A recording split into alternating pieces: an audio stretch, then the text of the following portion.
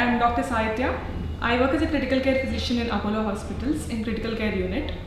So today I would just tell you some insights into this COVID and how it has affected our lives and everybody's lives for that matter. So COVID era is almost like a before Christ era and after Christ era. I think the people in the future generation, they would talk pre-COVID and post-COVID. Post-COVID, everything has changed to a greater extent. Maybe the work of people, maybe the health of people, the way we are interacting with people, the way we are functioning, everything has changed completely and very drastically. And that too, it was completely unpredictable. Nobody was ready for all this. So initially when this COVID started last year, I was working as an emergency physician. I was there in the emergency department. So that is the department which gets the utmost heat of all the cases. So there was a sudden surge in the cases and we didn't know what to do. They said there was a virus which was causing the lungs to fail and the people were going into ventilator, and we didn't know the proper algorithms or proper strategies to be followed. So all of us were completely clueless. So the basic thing which actually changed me as a person was the outlook towards life completely changed. That was the time, that was the moment when I came to know that I started being a selfless person. The only thing which used to come into my mind was how to get the patient better, how to get this patient out of the ventilator, or how should I do something maximum for the inflammation to come down or for the virus to come down. That was the only thing which used to be in our minds, almost all the physicians' minds. The bed availability was an issue, the resource allocation was an issue. So only treatment was not the only thing going on in our mind. The administration, the resource allocation, giving priority to the most sick patient, discharging the stable patients and isolating the people who are more stable, prioritizing unstable patients. So all this was some things which made me more into it. So that was something, the administration as well as treatment basis was something which I became good at. So the outlook was completely, which was very appreciable at that particular point of time. And in all this, I contracted COVID last year. So that was almost at the June month and we were completely clueless what exactly to be done. So the utmost support which I got from my department was, they were everything, I mean the close monitoring was being done and every small issue was an index of suspicion for them. So I was very happy that, being a doctor, that was the perks which I was getting, especially in this COVID season, in a time when there was no resources, when there was no bed availability, and when people with oxygen also had to be isolated in home with oxygen concentrators. So that was the situation. But then the first wave was something which went by and hopefully there was not much of mortality. But the second wave, it became exponentially very dangerous. So at that time I was working in my critical care unit and suddenly the COVID ICUs, most of the non-COVID ICUs were converted into COVID ICUs. In our Apollo hospitals itself, there were 4 non-COVID ICUs which were converted into COVID ICUs, all of a sudden. So you could just imagine the surge of cases which was sudden and which was unpredictable all of a sudden. So, and then we came to know the virus has mutated, there are some Delta variants, there are some Gamma variants and it's going to affect your lungs and all other organs. And the sad part was, you don't know at what degree, which person with what grade of immunity is being affected. That is, a young person can have a CT score of 25 by 25 and a person with diabetes or with hypertension can come back out of the disease with a CT score of 2 by 25. So it was completely unpredictable to what degree the virus is going to affect your lung.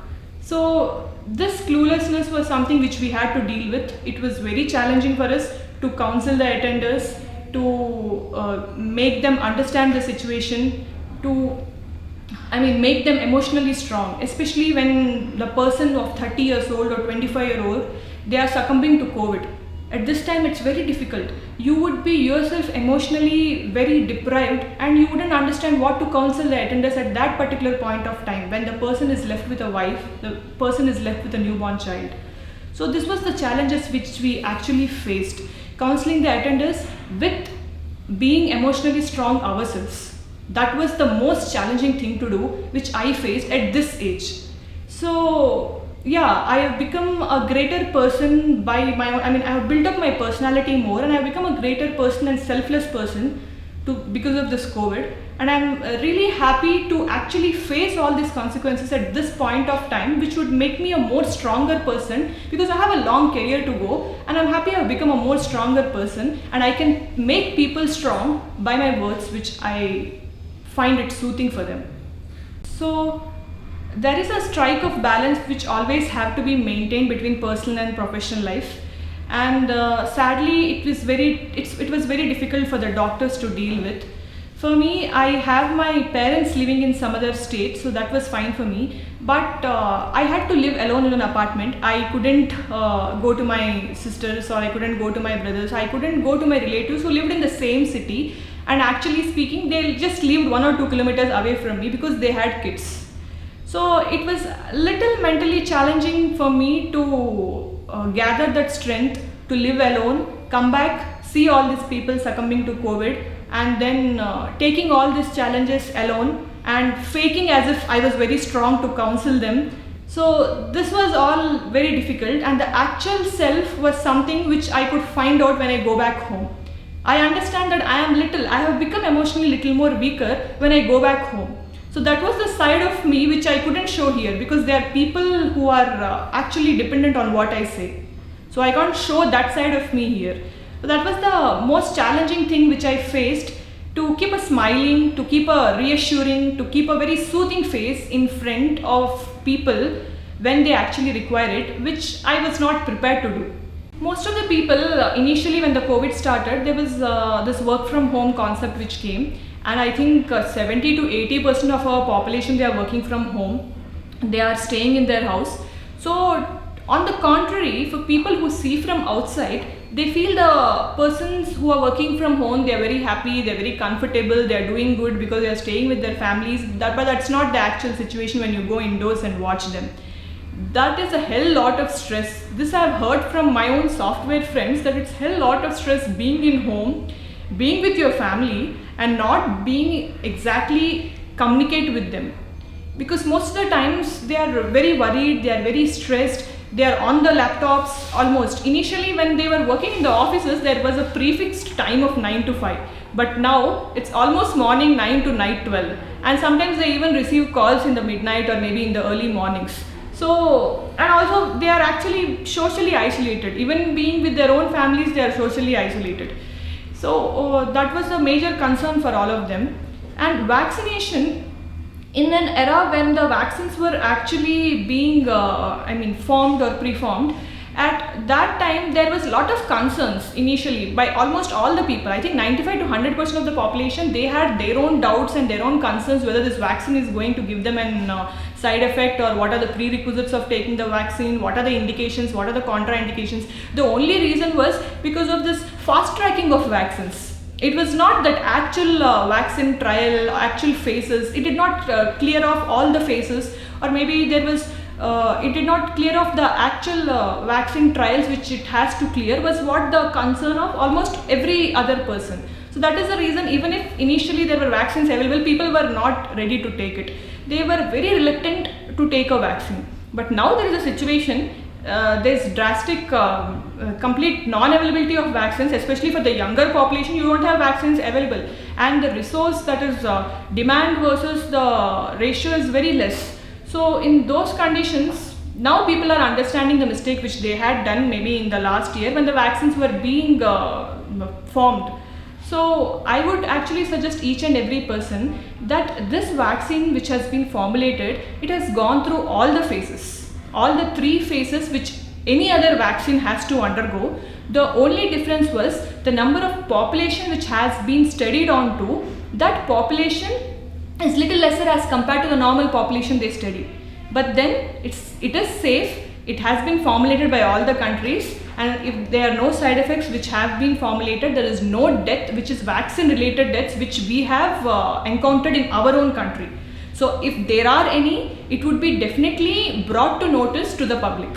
So for now there are no vaccine related deaths, and as sir was telling, the number of people who have gone to a severe COVID is very, very less for the people who have taken vaccines as compared to the people who have not taken vaccines. So you would be always having a small amount of advantage when you are taking a vaccine, for sure. So I would just suggest every one of you to have social distancing, hand hygiene, and vaccination is something which is very important. Human being is a social animal. This was not a quote which was framed out of nowhere. This was actually studied by seeing us. I mean, you could see the difference when you get a normal fever and you're staying in your home having that saltless food even for 4 to 5 days. I would just ask any person who is sitting in the home for 2 to 3 days without no work, that will be the end of the world for that person. So in those circumstances, if you're asking a person to stay indoors amidst all the four walls, not to have any physical activity which they have, not go to gym, not do outdoor activities, and just sit in front of laptop, that's going to have a very bad effect on the minds of the people.